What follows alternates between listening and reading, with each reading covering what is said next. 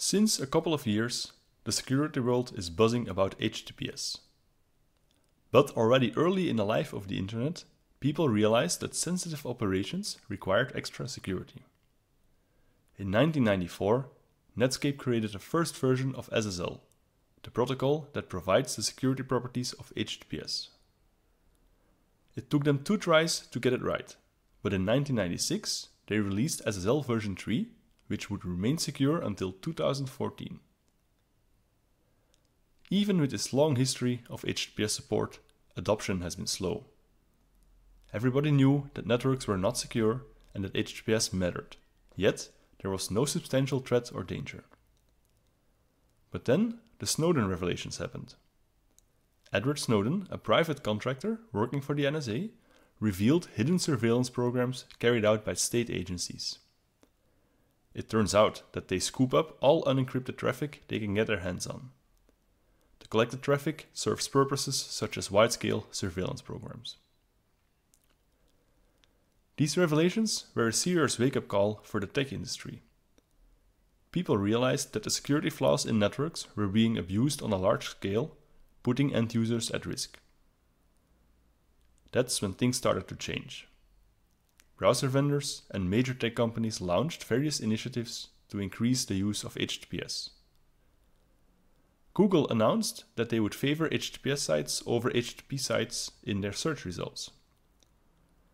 Tech companies joined forces to launch Let's Encrypt, a free and automated certificate authority.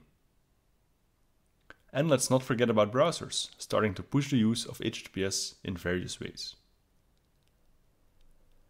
Browsers are currently the primary driving force behind the push for HTTPS. One way they are doing that is by pointing out the insecurity of HTTP pages. First, they tackled login forms on HTTP pages. Chrome marks an HTTP page containing a login form as not secure. Firefox goes even further and shows a security warning right below the form fields.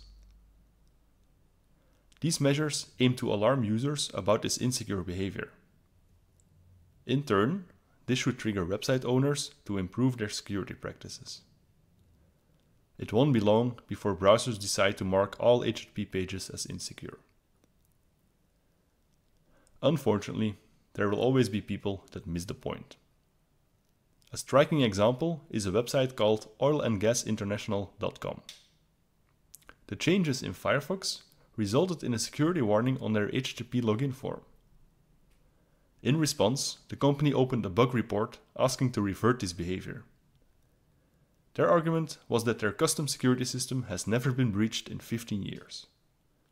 Too bad that HTTPS was not part of that security system. Needless to say, Firefox did not comply with this request. But browsers are doing a lot more. Since 2016, browsers only allow secure contexts to use sensitive features. Examples of sensitive features are retrieving location information or accessing the webcam and microphone. To access these features from JavaScript, the requesting context must be a secure context. To be a secure context, the page and its opener chain must be delivered securely.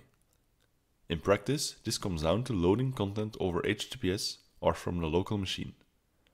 For example, a simple page without parents or openers is secure if it is served over HTTPS. Similarly, loading the page from a file URL or from localhost is also considered secure. But if the opener chain contains an HTTP page, this no longer holds. An HTTPS page embedded in an HTTP page is not seen as secure. Thus, its script context will not have access to sensitive APIs.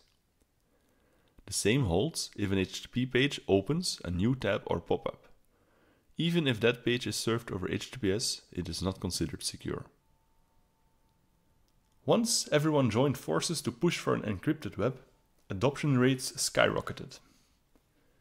In the 18 months after its public launch, Let's Encrypt has issued 100 million certificates. Because of Let's Encrypt, WordPress.com was able to deploy HTTPS to all blogs hosted on custom domain names at once. There are over 1 million blogs now served over HTTPS. When you take a wider perspective on the shift towards HTTPS, the numbers are even more astonishing. It took the web 20 years to get to a meager 40% deployment rate for HTTPS. But in the year after the launch of Let's Encrypt, this number jumped to 50%. And in the first half of 2017, another 10% increase has been recorded. So the number of HTTPS deployments is booming. But what about the quality? The quality depends on the strength of the individual configuration options. A good way to measure the quality of any website is to scan it with the Qualys SSL server test. The scanner runs a battery of tests against the web server and reduces all the results into a single rating. The score, between an F and an A+, gives a good sign of how secure the HTTPS deployment is. The SSL Pulse project uses the SSL server test to automate the scanning of a list of popular websites. It does so every month and keeps track of the results. As you can see, in January 2015, only 14% of sites had a secure HTTPS deployment. In July 2017, this number is approximately 60%, a massive improvement.